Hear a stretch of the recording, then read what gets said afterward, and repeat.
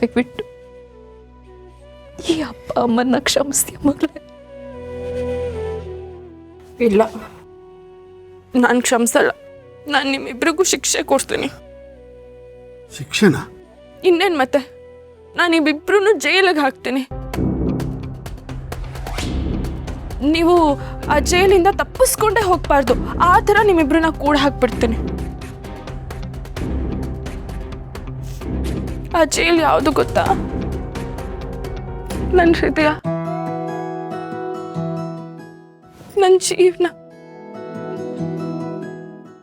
ನೀವಿಬ್ರು ಇನ್ಯಾವತ್ತೂ ನನ್ನ ಬಿಟ್ಟು ನನ್ನಿಂದ ದೂರ ಆಗ್ಬಾರ್ದು. ನೀವಿಬ್ರು ನನ್ನ ಜೊತೆನೇ ಇರಬೇಕು. ಅದೇ ನಿಮ್ಮಿಬ್ರು ಶಿಕ್ಷೆ.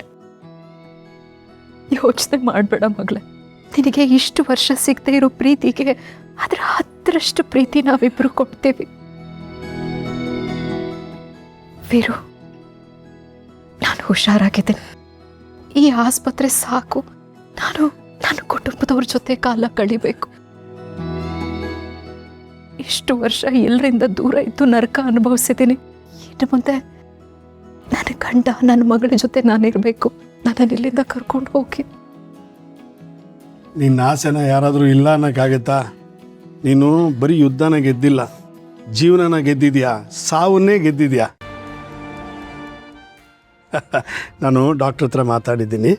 ಆದಷ್ಟು ಬೇಗ ನಿನ್ನ ಡಿಸ್ಚಾರ್ಜ್ ಮಾಡ್ಕೊಂಡು ಕರ್ಕೊಂಡು ಹೋಗ್ತೀನಿ. ಆ ದೇವರು ಕಡೆಗೂ ನನ್ನ ಮಾತು ಕೇಳ್ಬಿಟ್ಟ.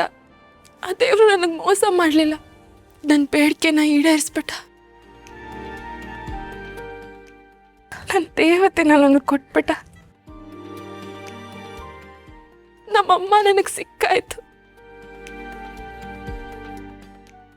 ಈಗ ಈ ಪ್ರಪಂಚದಲ್ಲಿ ನಾನು ತುಂಬಾ ಅದೃಷ್ಟವಂತೆ.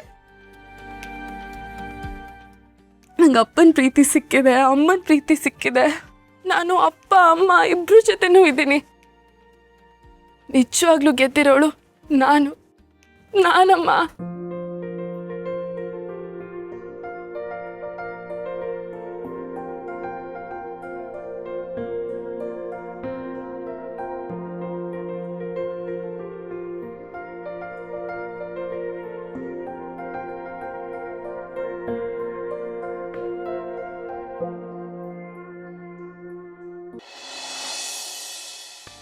ಅಪ್ಪ, ಹೇಗಿದ್ದಾರಂತೆ ನಂದಿನಿ ಅಮ್ಮವರು?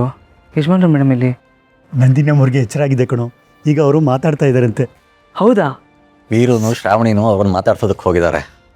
ಡಾಕ್ಟ್ರು ಬಂದಿದ್ದರು. ನಂದಿನಿ ಅಮ್ಮನವರು ಪೂರ್ತಿ ಹುಷಾರಾಗಿದ್ದಾರಂತೆ. ಇನ್ನೇನು ಸ್ವಲ್ಪ ಹೊತ್ತಲ್ಲಿ ಡಿಸ್ಚಾರ್ಜು ಆಗಬಹುದು. ಅಬ್ಬಾ, ದೇವ್ರು ದೊಡ್ಡವನು. ನಂದಿನಿ ಅಮ್ಮವ್ರ ತಪಸ್ಸು ವ್ಯರ್ಥ ಆಗಿಲ್ಲಪ್ಪ. ಶ್ರಾವಣಿ ಮೇಡಮ್ ಬೇಡಿಕೆಗೆ ದೇವ್ರು ಕಂಡುಬಿಟ್ಬಿಟ್ಟ. ಎಲ್ರಿಗೂ ಹೊಸ ಜೀವನ ಕೊಟ್ಬಿಟ್ಟ.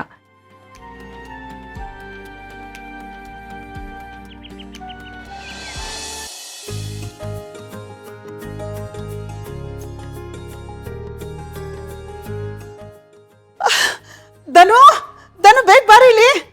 ಏನಮ್ಮ? ಯಾರು ಬಂದಿದ್ದಾರೆ ಅಂತ ನೋಡಿ.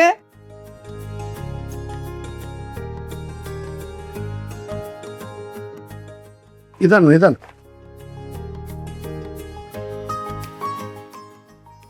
ಇರಿ ಹೋಗಮ್ಮ, ಆರತಿ ತಟ್ಟೆ ಎತ್ಕೊಂಬ. ಏನಮ್ಮ ಇದೆಲ್ಲ? ಶಿವ ಪಾರ್ವತಿ ಥರ ಮೊದಲನೇ ಬಾರಿ ನಮ್ಮ ಮನೆಗೆ ಬರ್ತಿದ್ದೀರಾ. ಆರತಿ ಮಾಡದೇ ಇರೋಕ್ಕಾಗತ್ತಾ?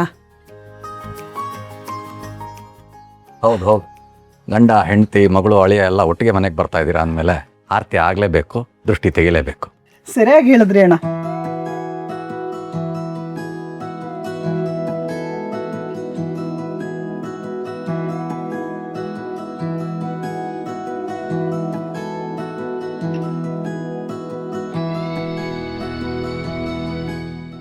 ಹೋಗಮ್ಮ, ಜಲ್ದಿ ಬಾ.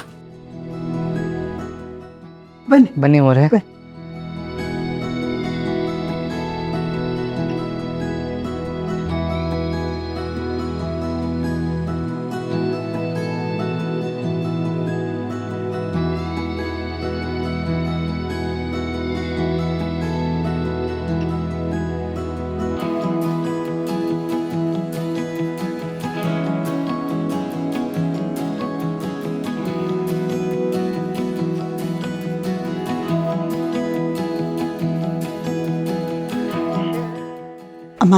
ನಿಮ್ಗೇನಾದರೂ ಬೇಕಾದರೆ ಸಂಕೋಚ ಇಲ್ಲದೆ ಕೇಳಿ, ಇದನ್ನು ನಿಮ್ಮ ಮನೆಯೇ, ಆಯಿತಾ?